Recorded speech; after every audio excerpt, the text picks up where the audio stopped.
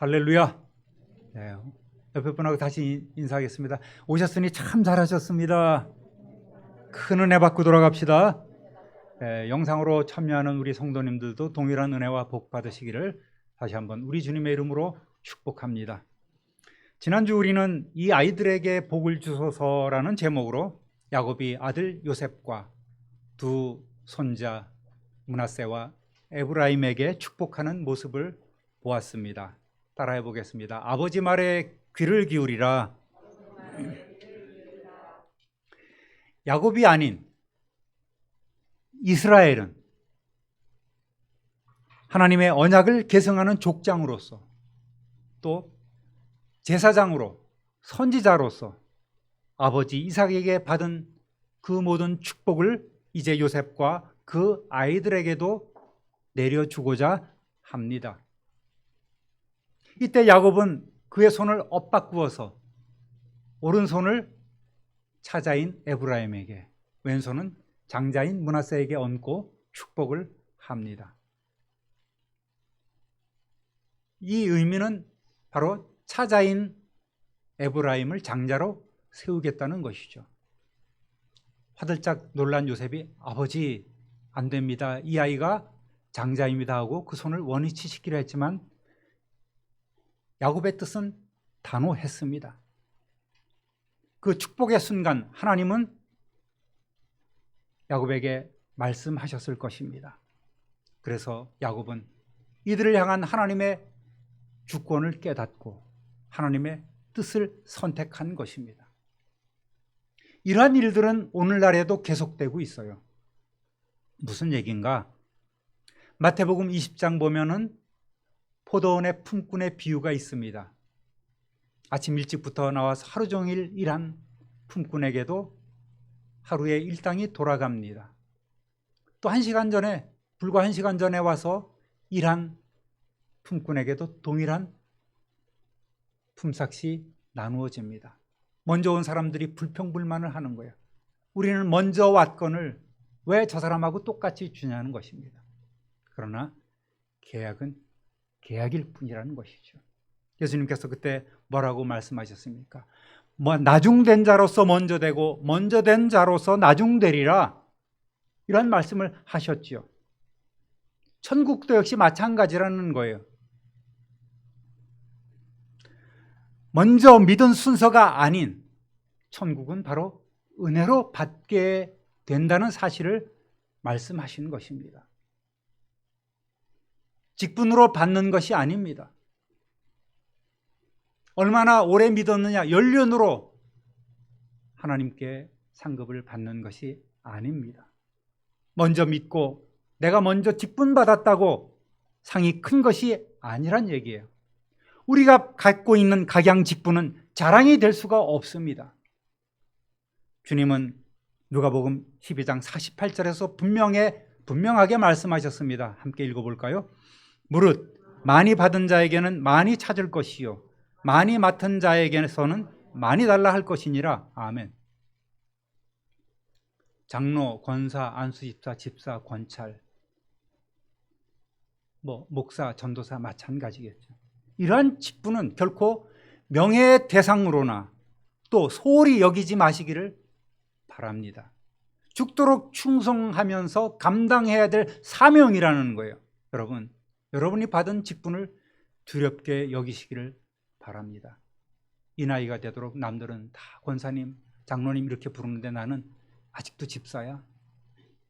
이런 불만을 가진 분들이 있을지 모르겠습니다. 가끔씩 교회를 못 정하고 인공위성처럼 떠도는 분들을 만나게 됩니다. 다니던 교회에서 시험을 받고 상처를 받았다는 거예요. 그래서 이렇게 얘기를 깊이 나누다 보면 많은 경우에 직분을 받지 못해서 시험 든 경우가 많이 있습니다. 늘 남하고 비교하고 누구는 받았는데 나는 왜 안 주나? 나는 왜 못 받았나? 내 이 교회를 안 주면 떠나야지 라는 그런 생각도 가질 수가 있는 거예요. 물론 사람이다 보니 그런 비교의식이 들게 되고 또 불만이 생길 수도 있을 것입니다. 당연합니다. 그러나 그 틈을 마귀는 이용해서 흔든다는 사실을 알아야 돼요. 사람이 주는 것이 아니라 하나님이 주시는 것을 생각한다면 우리는 그 이유를 찾을 수 있어야 됩니다. 그러한 영성이 우리에게 있기를 소원합니다. 로마서 12장 11절 읽어봅니다. 부지런하여 게으르지 말고 열심을 품고 주를 섬기라. 먼저 직분을 받으신 분이 책임이 큰 거예요. 많이 받은 자에게 많이 찾을 것이고 많이 맡은 자에게 많이 달라 할 것이라. 그 직분에 걸맞는 충성과 헌신을 우리가 해야 합니다. 먼저 믿고 먼저 직분을 받은 분들의 책임이 그만큼 큰 거예요.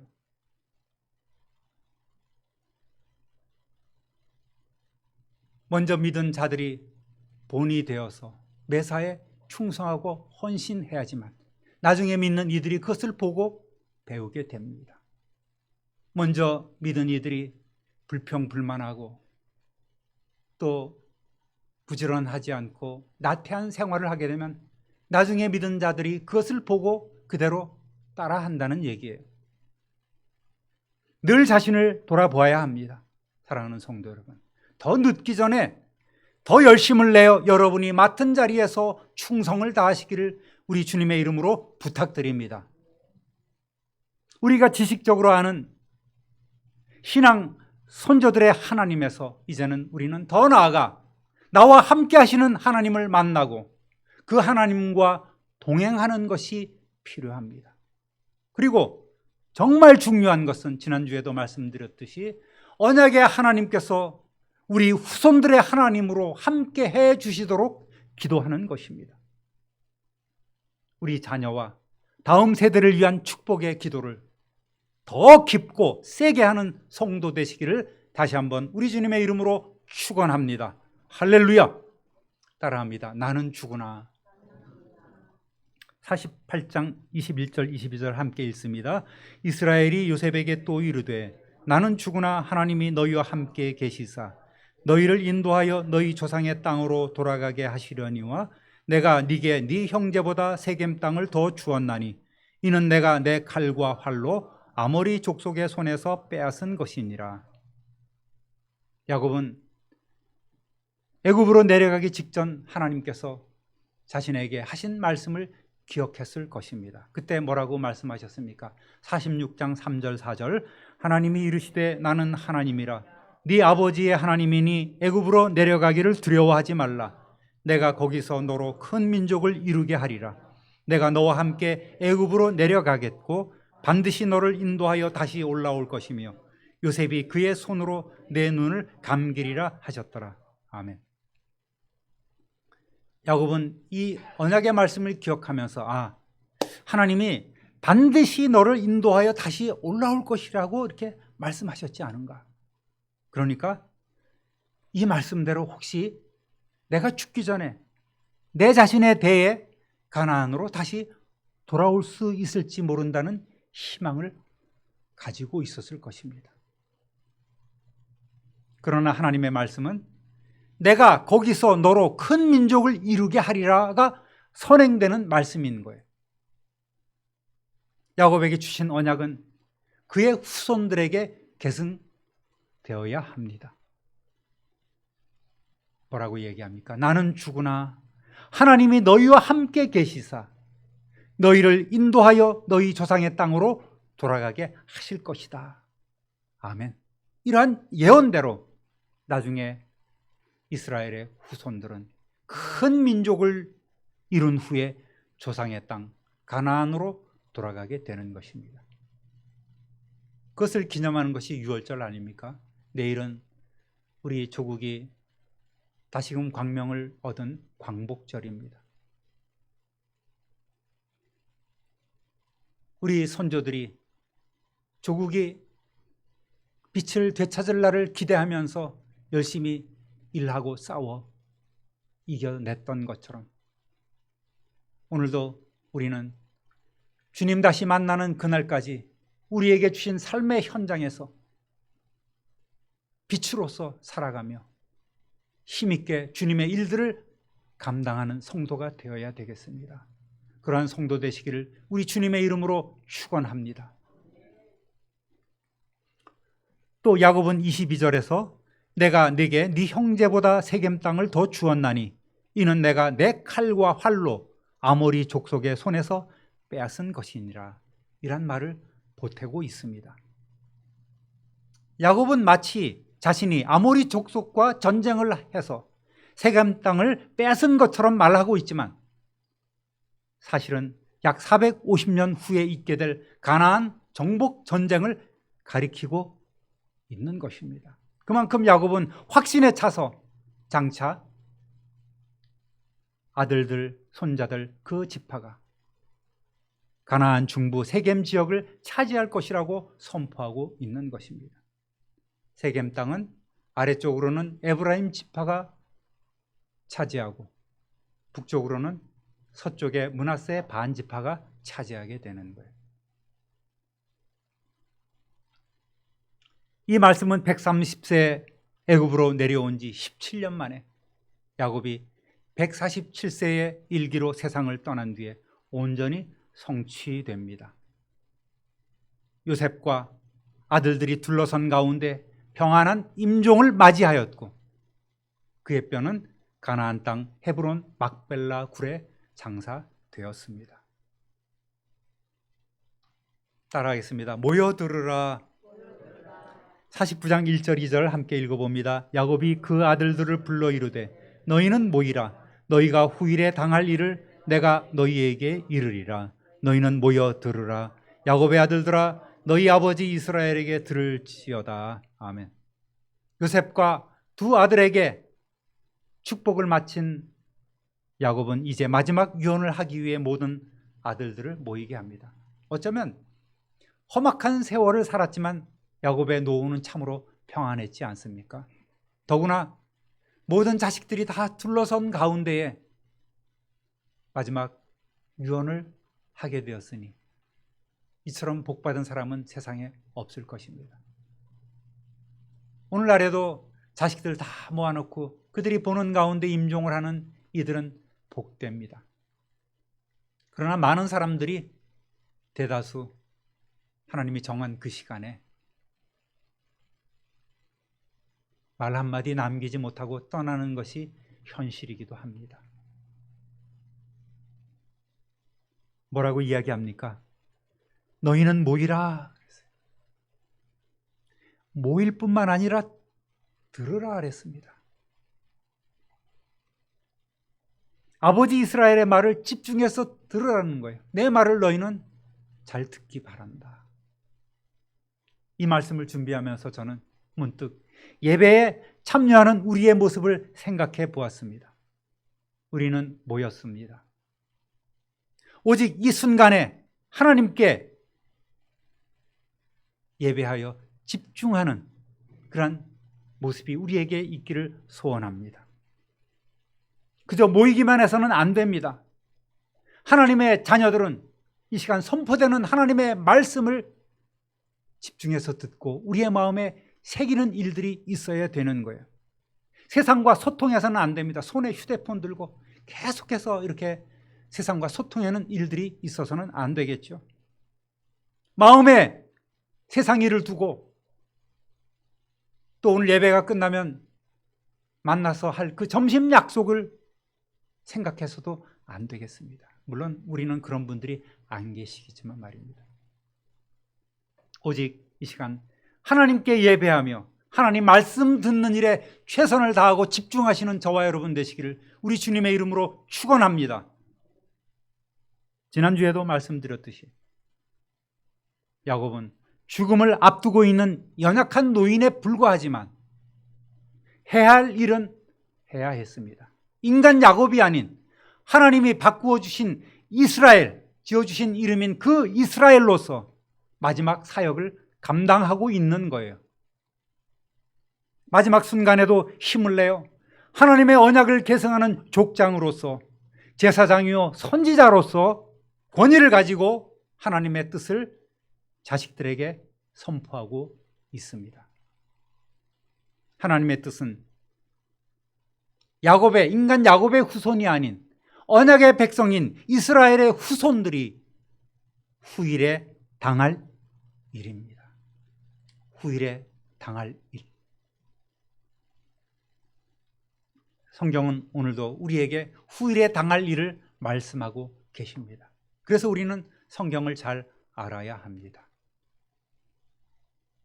따라합니다. 루벤아. 수정아, 루벤아 한번 해볼까? 3절 루벤아, 너는 내 장자요 내 능력이요 내 기력의 시작이라. 위풍이 월등하고 권능이 탁월하다마는.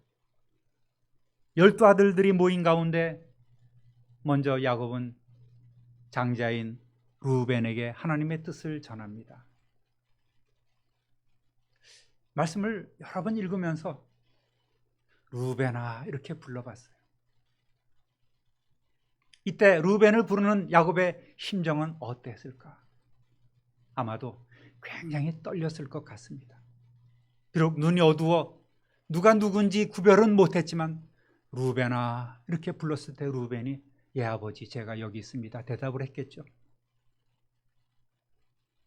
하나님의 뜻을 전합니다. 루벤은 누굽니까? 야곱의 첫 부인인 레아와의 사이에서 낳은 첫 아들입니다. 레아는 비록 남편 야곱의 큰 사랑을 얻지는 못했지만 하나님께서는 그에게 무려 6 아들을 주셨고 딸도 주셨습니다. 또 조상들의 묘에 안장되는 영광을 누렸지요. 가만히 생각해 보면 레아와 야곱의 사이가 그닥 나쁜 것은 아니었던 것 같아요. 사이가 나빴다면 6 아들 또 딸 디나까지 주셨겠습니까 하나님이? 그렇죠. 분명히 이들도 모종의 사랑이 있었던 것만은 분명합니다. 창세기 29장 32절에 보니까 함께 읽어볼까요? 레아가 임신하여 아들을 낳고 그 이름을 루벤이라 하여 이르되 여호와께서 나의 괴로움을 돌보셨으니 이제는 내 남편이 나를 사랑하리로다 하였더라. 아멘. 루벤은 레아에게 선물과 같은 존재였습니다. 야곱에게도 마찬가지예요. 아내 레아와의 표면적으로는 그닥 좋은 관계로 지내지는 못했지만 루벤은 야곱이 오랜 객지 생활을 통해서 얻은 맏아들입니다. 첫 아들입니다. 그러니까 얼마나 기쁘고 소중했겠습니까? 루벤아, 너는 나의 맏아들이요 나의 힘, 나의 정력의 첫 열매다. 그 영예가 드높고 그 힘이 드세구나. 새번역 성경에는 이렇게 번역을 해놓았습니다. 루벤은 장자로서 대를 이어 족장으로 제사장으로서 야곱의 모든 지위와 권한을 물려받을 후계자입니다. 얼마나 품위가 있고 평소에도 얼마나 듬직한지,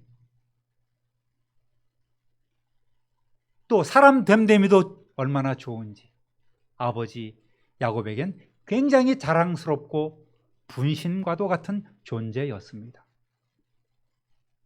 그런데 반전이 있죠. 권능이 탁월하다마는 그 다음에 무슨 말이 나올까? 여러분 궁금해서 현기증이 나지 않습니까?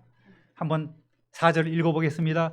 물에 끓음 같았은즉 너는 탁월하지 못하리니 네가 아버지의 침상에 올라 더럽혔음이로다. 그가 내 침상에 올랐었도다. 아멘.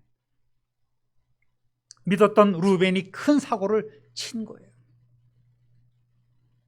겉모습과는 다르게 그의 인성 밑바닥에는 물이 끓는 것과 같은 매우 음탕하고 정욕적이고 충동적인 성품이 숨어 있었던 것입니다.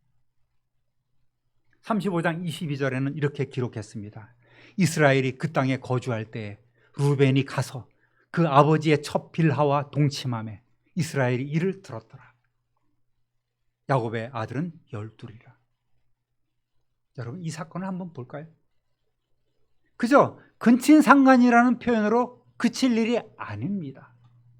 아버지의 권위와 아버지의 명예를 완전히 망쳐버리고 짓밟아버린, 더럽혀버린 그런 폐륜 행위였습니다. 더 나아가 하나님의 창조 질서를 깨뜨리는 신성 모독적인 범죄 행위였던 것입니다. 나중에 출애굽 후에 받은 모세의 율법에는 두 남녀를 모두 죽이도록 규정해 놓았습니다. 레위기 20장 11절 읽어볼게요. 누구든지 그의 아버지의 아내와 동침하는 자는 그의 아버지의 하체를 범하였은즉 둘 다 반드시 죽일지니 그들의 피가 자기들에게로 돌아가리라. 아멘. 물론 야곱은 족장이요 가장입니다. 그가 거느리는 식솔들을 치리하고 또 이런 죄를 지었다면 그는 그들의 생명을 죽일 수 있는 생사여탈권을 가지고 있는 가장입니다. 족장입니다. 야곱의 말 한마디면 이들 두 사람은 죽일 수 있었어요. 그러나 야곱은 이때 침묵했습니다. 정말 수치스러운 일이 아니었습니까? 마음에는 너무나 큰 충격을 받고 그는 상심했습니다. 이때 야곱은 분노를 밖으로 표출한 것이 아니라 먼저 자신을 돌아보았습니다. 신앙적 나태함을 회개하는 한편 가정을 온전히 돌보지 못했던 자신을 자책하면서 아무 말도 하지 않고 침묵으로 일관했습니다. 과거에 자신에게 일어난 일들을 생각해 보았을 것입니다. 바단 아람에서 20년 동안 돌아왔을 때에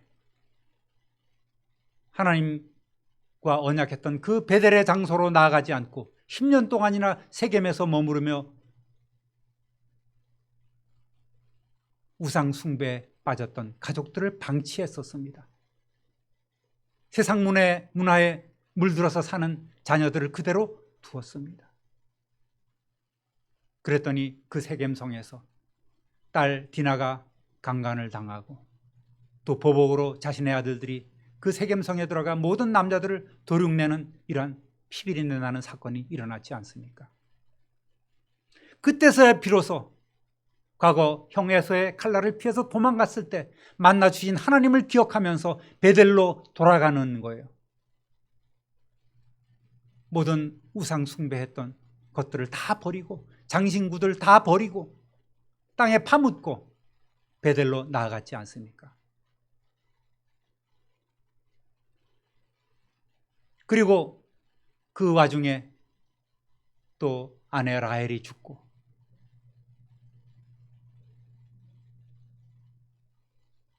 또 유다가 사고를 칩니다.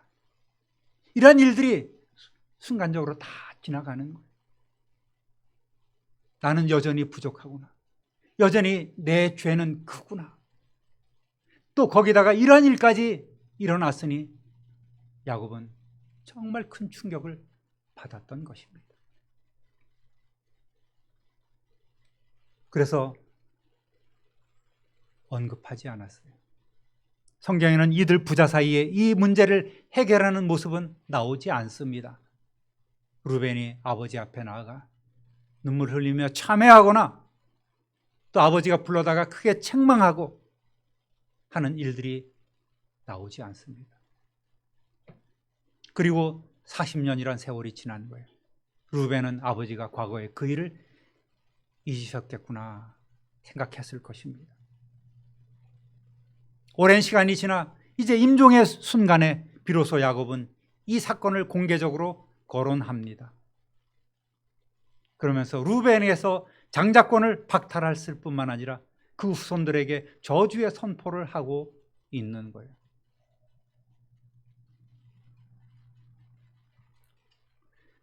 너는 물이 끓음 같았은즉 너는 탁월하지 못할 것이다. 너는 내 침상을 더럽힌 죄인이구나.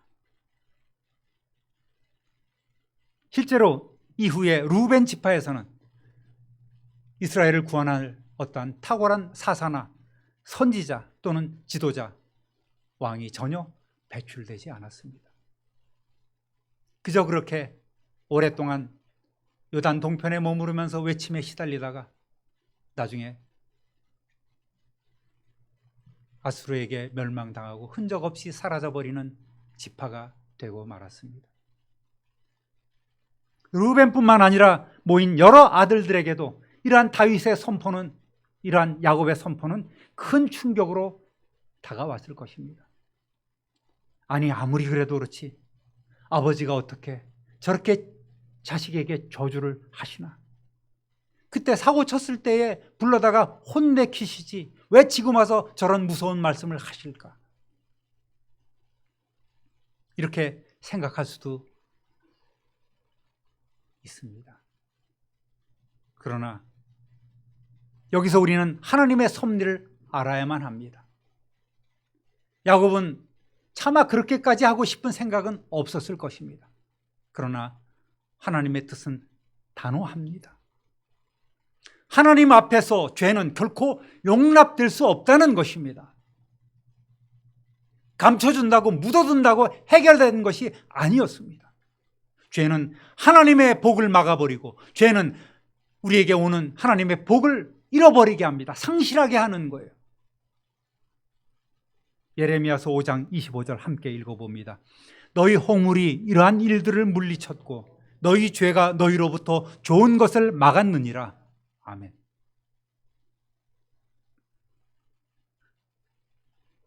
우리의 허물이 하나님으로부터 오는 모든 복들을, 좋은 일들을 물리치고 우리의 죄가 하나님으로부터 오는 좋은 것들을 다 막고 있는 거예요. 사랑하는 우리 참빛누리교회 성도 여러분, 우리는 진실한 예배자로서 늘 깨어 있어야 합니다. 하나님의 말씀을 내 마음속에 받고 새겨 들어야 합니다. 우리의 귀 열어 하나님의 음성을 들어야 합니다. 이 시간 예배 자리에 나왔다고 우리가 다 신실한 예배자가 되는 것은 아닙니다. 여러분의 영혼을 세상에 빼앗기지 마시기 바랍니다. 또한 죄를 멀리 하시기 바랍니다. 내게 주신 그 직분들, 사명들을 잘 감당해야 합니다. 우리가 받은 그 직분을 소홀히 여기지 않고 그 직분에 걸맞는 충성을 해야 합니다. 그리함으로 하나님이 주시는 복을 받아서 더 풍성한 삶을 누리는 저와 여러분 되시기를 우리 구주 예수 그리스도의 이름으로 축원합니다. 축원합니다. 축원합니다. 존귀하신 하나님 아버지, 오늘 주신 말씀을 마음에 새기기를 원합니다. 우리에게 주신 그 모든 직분들 소홀히 생각하지 않고 하나님 앞에 진실한 청지기로서 착하고 충성된 종이라고 칭찬을 받는 우리가 되게 하여 주옵소서. 혹시라도 악하고 게으른 종으로 책망받고 쫓겨나는 일이 있지 않도록 하나님 오늘 우리를 온전히 세워주시기를 소원합니다. 우리에게 주신 것 내 것으로 생각하지 않고 주님의 것임을 생각하며 많이 맡았으니 많이 드리게 하시고 또 큰 직분을 받았으니 더 크게 충성하는 우리 성도들이 되게 하여 주옵소서. 그리하여 주님의 공동체가 더욱더 부흥되게 하여 주시고 이 지역이 주님의 도성으로 변화되게 하여 주옵소서. 감사와 찬송과 영광을 하나님께 돌리옵고 사랑 많으신 우리 구주 예수 그리스도의 이름으로 축복하며 기도 올립니다. 아멘.